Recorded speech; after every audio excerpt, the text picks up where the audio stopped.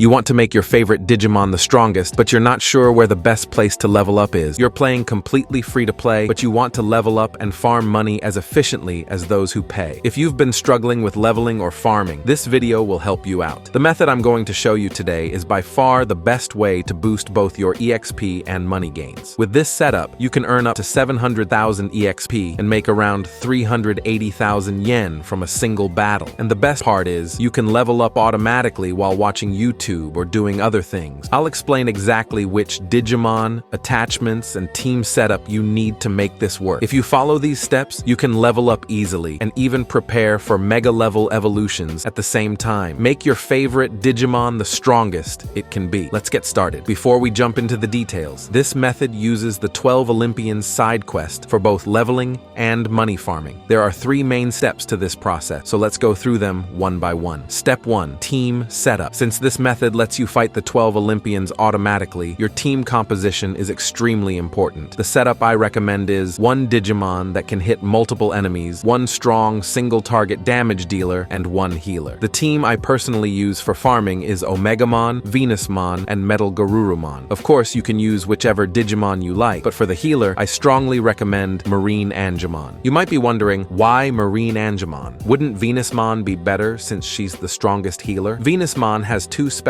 skills, Peace Fantasia and Love You. When playing on auto, you'll almost never lose, but sometimes she'll cast Peace Fantasia when another Digimon is low HP and end up getting taken out herself. That makes the run a bit unstable, right? That's why Marine Angemon, who only has 1 special skill, is actually much safer for auto battles. And there's another reason why I recommend Marine Angemon. I'll explain that in the next step. Now, for your damage dealers, you might be wondering which ones to use. For the Digimon that can hit multiple enemies, I recommend Chronomon HM, Chronomon DM, or Alphamon or Yukon. If your agent rank isn't high enough, just use any Digimon that has a special skill that hits all enemies. For the other damage dealer, you can freely use your favorites like Wargreymon or Metal Garurumon. Just make sure your 2 attackers are different types, for example, Vaccine and Data types, to balance things out. Step 2. Equipment setup. Now let's move on to equipment. For all 3 battle members, your multi-target attacker, your healer, and your second attacker, equip them with multi-walls. If you only have 2,